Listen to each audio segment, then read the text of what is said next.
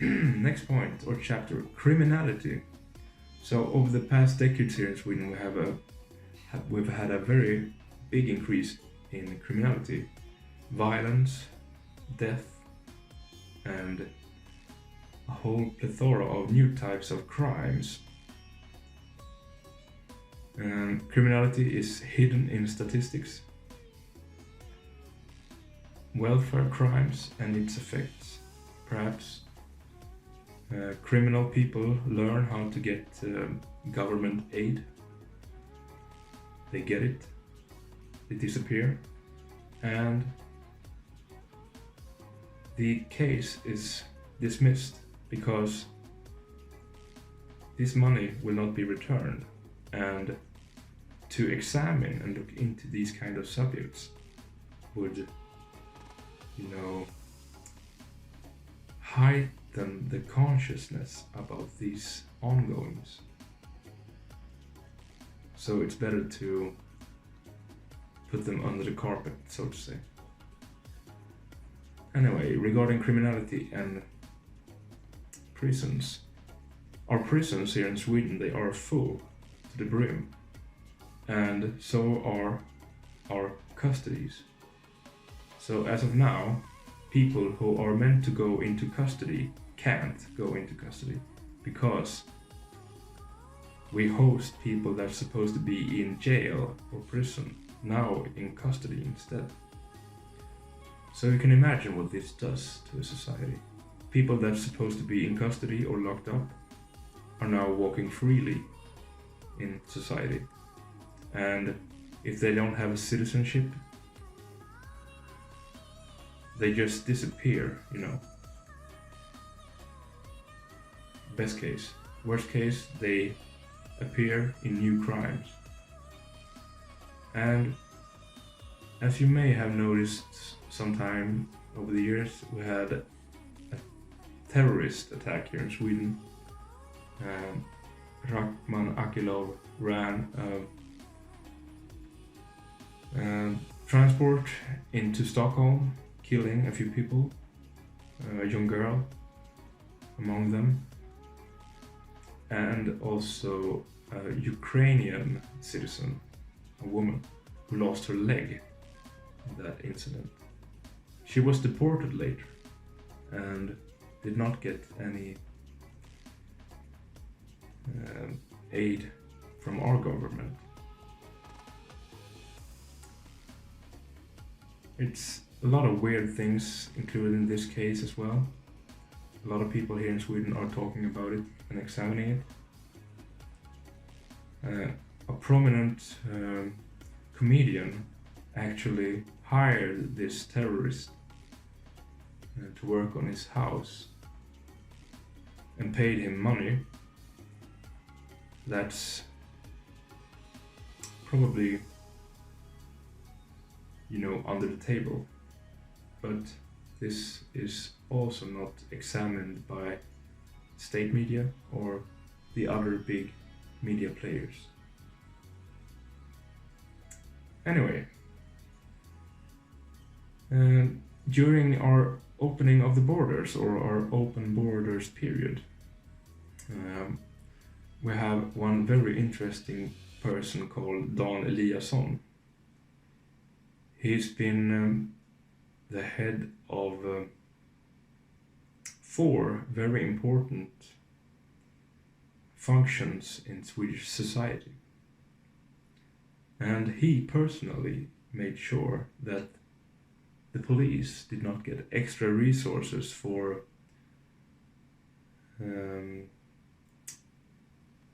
extra controls of our borders. This has led to him, Dan Eliasson, marketing a wristband for people to wear, and I assume especially young girls to wear, to stop sexual offenders from harassing them. We've had cases here in Sweden where the police is out jogging with citizens because they feel afraid of jogging on their own because people have been assaulted, robbed, and raped in the park and forest areas of Sweden.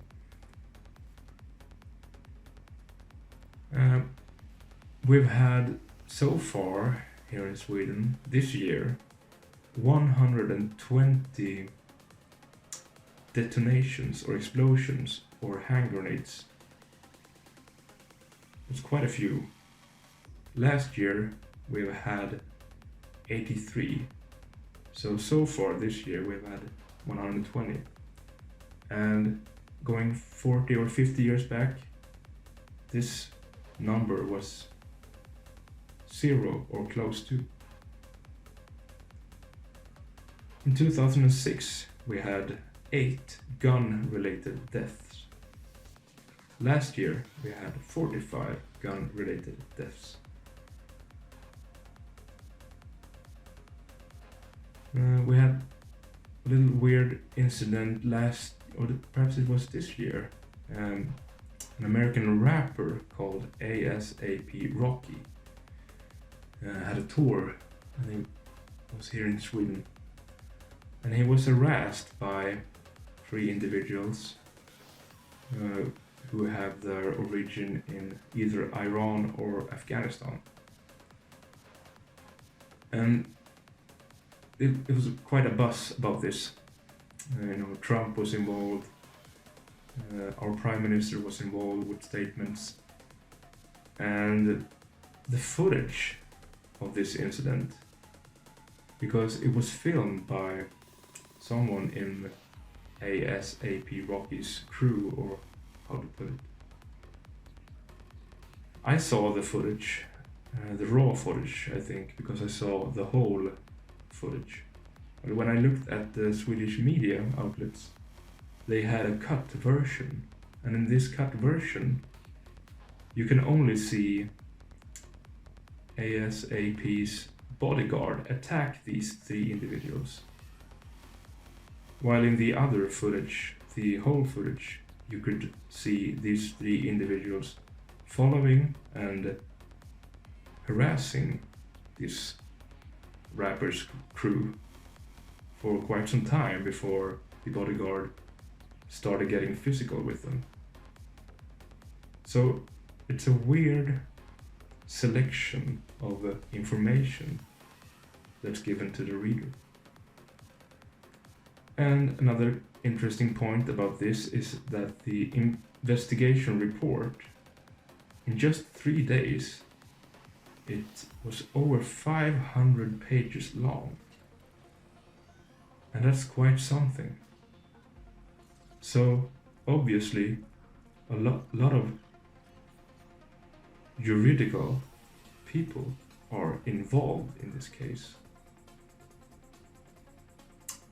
And I think this is interesting because a lot of juridical, schooled and working people are very much involved in